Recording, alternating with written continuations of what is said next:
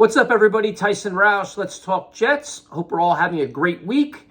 Interesting day today where Coach Saleh met the media, Woody Johnson met the media. A lot of quotes are out there being taken out of context and everything else, but obviously the biggest one is the owner saying there's not a playoff mandate. And let's be honest, there is one, because you look at his comments after that where he's saying, listen, we have a top 5 defense. We have a lot of young talent. We are one player away from being a very good team.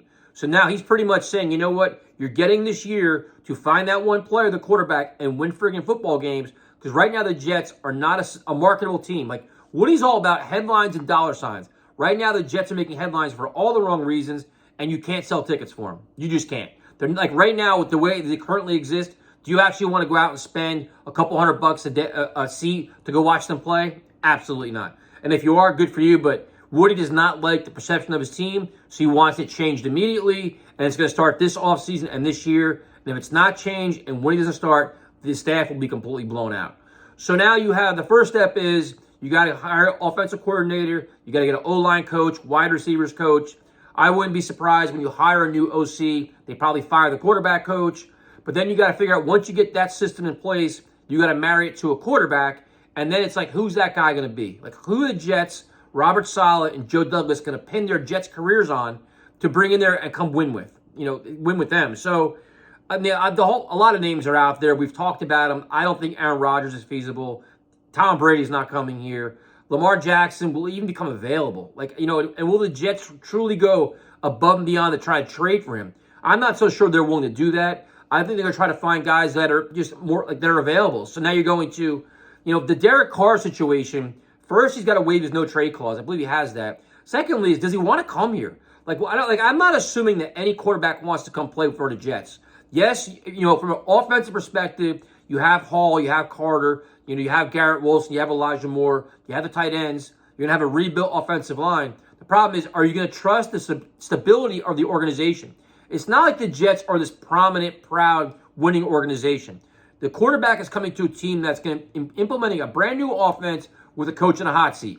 Not exactly ideal. How do they give him assurances to say, you know what, Derek Carr, if you come here, we'll be here next year too. Like, this isn't a one-hit wonder here. You're going to be here a couple of years. We'll build and grow together. How do you sales pitch it? So it's Derek Carr, it's Garoppolo, maybe Tannehill, and then you look at, do they try to trade for somebody? Maybe surprise, I don't know who they would surprise, but maybe just a different name. I've seen the whole Jacoby Brissett and Minshew, but I mean, that's not. You've got to go big game hunting here. This team, you can't go stopgaps. And the thing is too is you're obviously not getting a top 5 quarterback. There truly is no perfect candidate. You can find flaws in everybody. Either they can't stay healthy, they don't win on the East Coast, they're too old, they're too this, they're too that. It's not going to be perfect, but it's on this staff to figure it out and find a way to get them in here, get a contract done, and win football games. So it's going to be interesting. In terms of the coordinator, I like that Saleh said that he's going to have a broad range of candidates where he's not married to the Kyle Shanahan way of doing things, kind of contradicting what he said when he first got hired here. But he's learning, he's adapting. But I'm fascinated to see what candidates are willing to come here, what interviews will it be a Frank Reich, will it be Olsen? Who do they even get in the building to talk about this? Do they try to go after a guy like Bieniemy? He would come in here you don't know what to really expect here. It's a really weird situation. People talking about interview guys from the Eagles.